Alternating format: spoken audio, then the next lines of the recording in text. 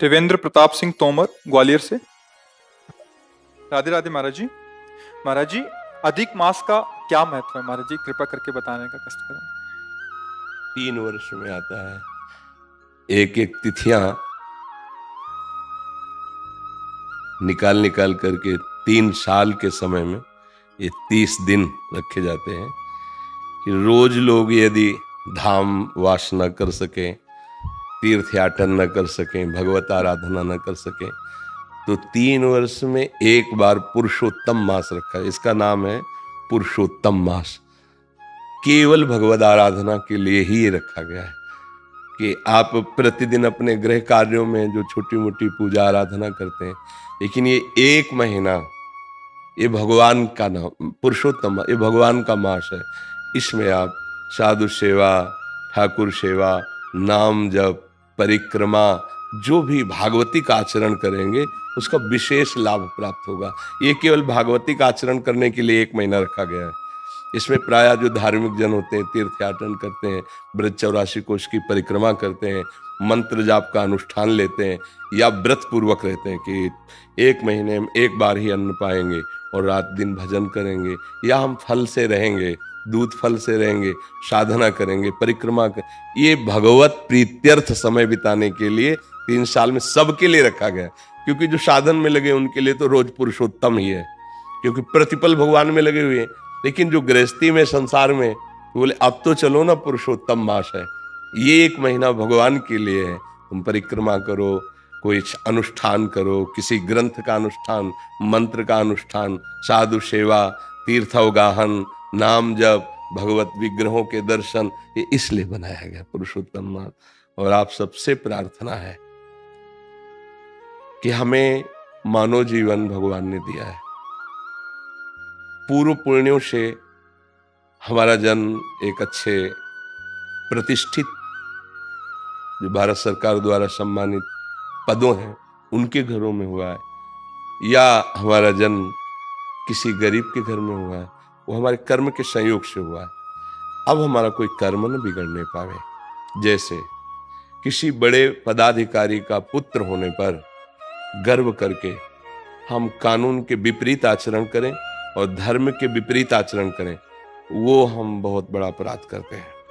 माना कि प्रगट में आपको शासन छूट दे सकता है, मतलब क्योंकि आप पद में हैं, लेकिन हमारा भागवतिक शासन ये बर्दाश्त नहीं करेगा कि आपको बहुत बड़ा अवसर मिला है, आप अपने पिता के वैभव और प्रतिष्ठा के साथ जुड़ करके आप हमारे देश की उन्नति का कारण बने।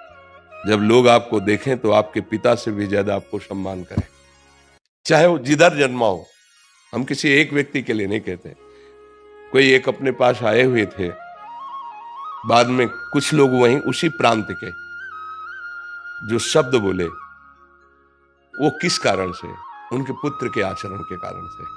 वो बात हमें स्मरण में रही। इसलिए हम प्रार्थना करते हैं कि कोई भी पद आपको मिला हो, आप स्वयं ऐसे आचरण कीजिए जिससे हमारा भारतीय जन और हमारे भगवान दोनों प्रसन्न हो। कहीं कोई ऐसा पदाभिमान का दुरुपयोग न हो, कहीं कोई ऐसे पावर का दुरुपयोग न हो जिससे कोई असहाय गरीब आपको शाप दे दे। जैसे अंदर से हुआ कि ठीक है आप बहुत बड़े हो, आपके पास पावर है, लेकिन भोगोगे तुम जैसा कर रहे हो। तो वो तपस्वी नहीं, वो मंत्रवेत्ता नहीं है, उसे गरीब की हाय कहते हैं। वो मंत्र से भी ज्यादा जोर लगेगी जाके। इसलिए इस बात से डरा जाए कि कहीं असहाय दीन गरीब को हमारे द्वारा ऐसा कोई दुख न पहुंचे, और कहीं मैं अपने पूर्वजों द्वारा कमाई हुई यश कीर्ति को अपने आचरणों द्वारा कलंकित न कर दें। हम अपने देश की सेवा में आवें, हमारा पवित्र आचरण हो, क्योंकि मनुष्य जीवन बहुत दुर्लभ जीवन है। इसलिए भगवान की कृपा हुई है, हमें आपको संभाषण करने का अवसर दिया है, तो आप महान बने। आप ऐसे बने कि जिस गली से निकलें तो श्रद्धा से और भाव से लोग आपको आशीर्वाद दें। ये क्या है यार, क्या व्यक्तित्व है, क्या समाज सेवा है, क्या समर्पण है। अब अगर धन का दुरुपयोग करके मदिरा पीना, उद्दंडता करना, कितने दिन करोगे? जीवन तो जाना ही है ना। लोग देख के जैसे उनको उनके लिए बोले, तो हम बिल्कुल स्तब्ध रह गए थे उनके जाने के बाद। जो बोले कि इनका जो लड़का है ना, वो शब्द जो बोले, तो नहीं, हम कहा हमारे लिए इसके कोई महत्व नहीं, हमारे सामने तो जो आता है मेरा प्रभु आता है, मैं तो उसी भाव से बात करता हूँ।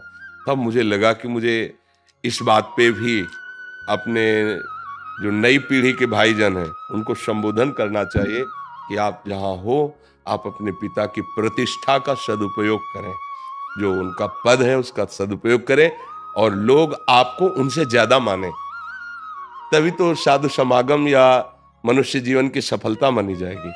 कोई भी व्यसन अपने जीवन में डाल लेना अपनी उन्नति का नाश करना है।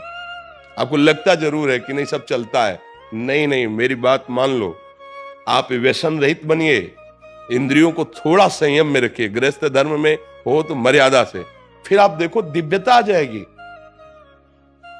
आपका जीवन ऐसे पशु पक्षियों जैसा जीवन थोड़ी है कि जो भोग मिला उसे भोग लिया, जो मिला जैसे मिला जी लिया। नहीं, आपका जीवन है प्रकाशित होने वाला, भगवान के अंश हो, मनुष्य जीवन मिला है।